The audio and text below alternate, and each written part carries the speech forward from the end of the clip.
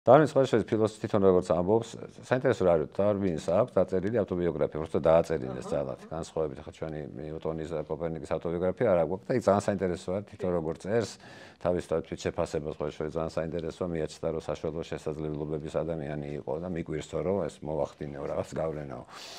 სხვადასხვა არც ფილოსოფიას, არც რელიგიასთან დაპირისპირება თვითონ არ ქონია. საერთოდ რაღაცნაირად აუარა გვერდი, იმიტომ რომ დაინახა, რომ ნუ ასე ვთქვათ, ის სხვა რაღაცა არის. არაფერი ასე ვთქვათ, არ აკნინებს მათ როლს ადამიანის ვთქვათ, ზოგადად ან აზროვნებაში, ან ინტერესებში, ან ცოდნის წყმულში ვთქვათ, მაგრამ ნუ ამასთან თვითონ უშუალოდ რა ხდება სიცოცხლეში, ამასთან საქმე არ აქვს, იმენაც არ ხსნის, ხო? ეხლა ვთქვათ ეს იგივე ეს იდეა, ხო? ნუ ხედავს, რომ სიცოცხლე ისეთი იმდენად ასე ვთქვათ ეგუება ყველანაირ გარემოს, რომ მე შედარება აქვს ასეთი, რომ არ შეიძლება იყოს უფრო მეტად მიზანდასახული, ვიდრე მაგალითად საიდაუბერავს ქარი.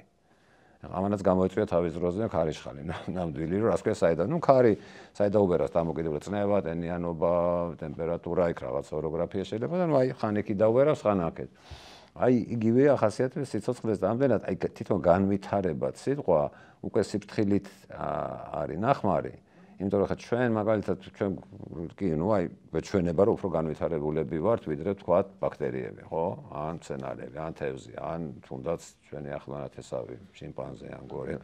აი ვართ, ეს ცალსახად ვერ იტყვი ამას, იმიტომ რომ ევოლუცია რაღაცეთ იძლევა აგროვებს აი ისეთ უბრალოდ აი ევოლუცია პროცესი არ არის, ევოლუცია არის თვისება სიცოცხლეს, როგორც გრავიტაცია, ხო? ამიტომ ეს რო კითხვა რო სვამენ ხოლმე, ხო ევოლუცია ხდება?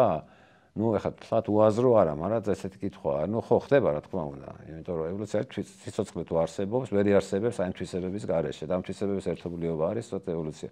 ის რომ ვიღაცა თქვა რაღაცა აი ეს თვისება, რომელიც შემთხვევით აღმოაჩნდება რომელიმე თქვა ინდივიდს ეგრეთ წოდებულს, ის არის თუ არა სასარგებლო. სარგებლობაში იგულისხმება, რომ ის შეჭამს მეც, მოიპოვებს საკვებს და დატოვებს მეც თავმომავლობას და აი ეს შემთხვევითი თვისება კიდე ერთხელ რო თქვა, გადაეცემა განაზომიერად. ეს უკვე მენდელის სქემაა, რომელიც დარვინმა არ იცოდა სამწუხაროდ.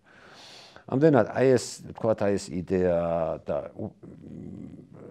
რაღაცეთ არ არის ჩართული აი ამ კვლევაში, იმიტომ რომ სხვა რაღაცას იკვლევდა, აინტერესებდა ეს მექანიზმი და მე თქოს ეს რაც მოხდა დაჯახება და რომელიც დღემდე გრძელდება რაღაც გარკვეულ სფეროებში, ეს უფრო წამოვიდა რელიგიური და ფილოსოფოსების მხრიდან, რომ იმარა ეს პლატონის იდეოს სად არის და ნუ ესეუნება რომ მე ვერ ხედავ ამაზე, თუ ვერ ხედავ, იმას ვერ შევისწავლი, ხო?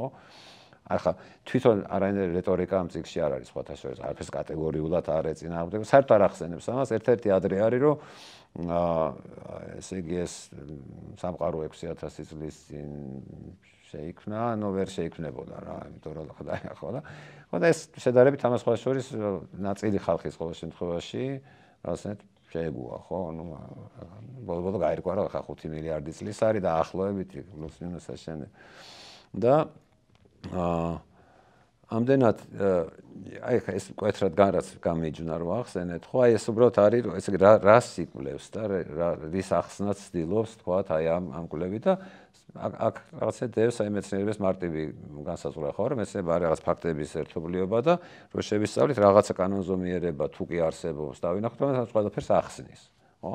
ისე როგორც თქვათ ნიუტონმა ახსნა რომ აი რო ტრიალებენ პლანეტები, რატო ტრიალებენ? ნუ თურმე იმიტომ რომ არსებობს მიზიდულობის ძალა, ხო და ძალა და მასა და აჩქარება და ასე შემდეგ.